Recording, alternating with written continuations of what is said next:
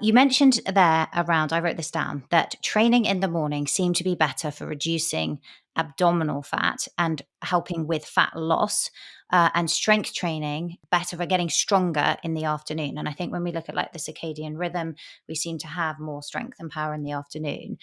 Fat loss, particularly abdominal fat loss, is a big thing for perimenopausal women to stay on top of. Would that be helpful then? We've talked about the HIIT is helpful, the resistance work. Would moving their workout to the morning be another tool to help with this? From the literature, it seems, yeah, because I've been digging back in to see about circadian rhythm, because we hear about how you feel like you can keep going forever in the evening. And it's like, okay, so what about our circadian rhythm is doing that? Is it a cortisol shift? What is it? So just reviewing a lot of the training studies, and most of them that I've been looking at is taking women who've never exercised and men who've never exercised and putting them in a training plan for 12 to 16 weeks. So 3 to 4 months, which isn't a really long time, but it's enough to see changes. And they're looking at women who are either doing high intensity or resistance training in the morning versus the evening, and men the same thing. And it doesn't matter if you're doing resistance training or high intensity first thing in the morning. It's a stimulus that is reducing abdominal adiposity and visceral fat in women only. In men, there isn't a difference between exercising in the morning or the evening. But for women, we see greater strength gains in the evening, but more body fat loss, especially abdominal adiposity in the morning.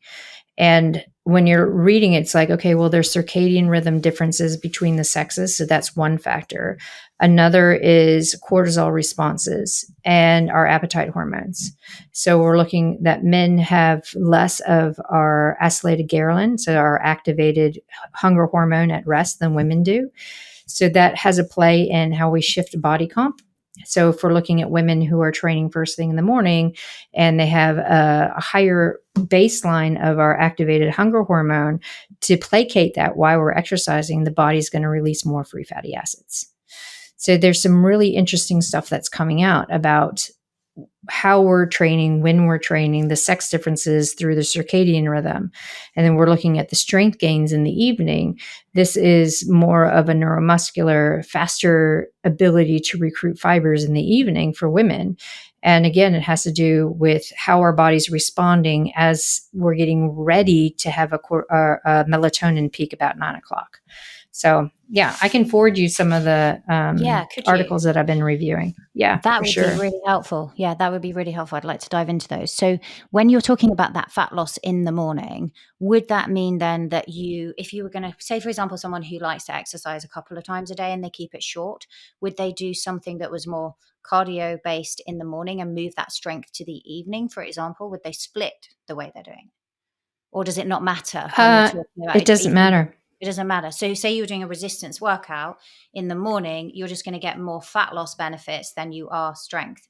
Than if you say do it. Well, you're still going to gain strength. But if we're looking to optimize that belly fat loss, then it doesn't matter what you're doing in the morning. You're going to really facilitate that belly fat loss.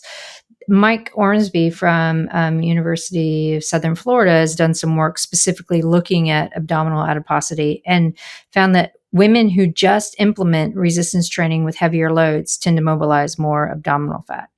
It's just something that has to do with the myokines that are being released from the skeletal muscle activation and the building of the skeletal muscle that's really having an interplay with the liver to say, you know what, we don't want esterified fatty acids. We want to be able to have those as non-esterified, to be able to be used in metabolism, not stored. So there's a definite signal that's coming from the skeletal muscle, either through high intensity work or strength training. And as Mike has shown, it's the strength training component that's really powerful for mobilizing our belly fat. That's really interesting because I, for example, train in the morning largely because I go with my husband and he commutes and it's just convenient. I go before I take the kids to school and it's not a glamorous, I have a nice gym I go to for the sauna and everything. This is like, he calls it like the prison gym. It's just the place that's open for 24 hours and we get it done. I haven't had any problems with belly fat and it could be just unconscious competence in that area that I've just happened to go at that time of day. Yeah. Yeah. I used to be a night exerciser, and then I started bike racing, and everyone would meet first thing in the morning. And then I had a kid, and you have to do first thing in the morning. So I've been able to, and over the years, I've had complete body comp change, but it's not so much of what I've been doing other than changing the time of day that I've been working out. But then I wonder now, would I get better gains in terms of that strength and muscle by training later in the day sometimes? For me, it's like, I don't know, it feels like everything's over by 4 o'clock. Just kind Oh, of, yeah, same. it's not going to happen. I have it in my head sometimes. Oh, I won't go to the strength class this morning. I'll go at 4:30, and then it gets to be like 10 minutes before the strength class. I'm like, no, I got to go because 4:30 rolls around. I'm dead. There's no way. Same here. So that is, yeah. There's definitely, yeah. It's the consistency. Your body gets used to training in the morning. Stay with it.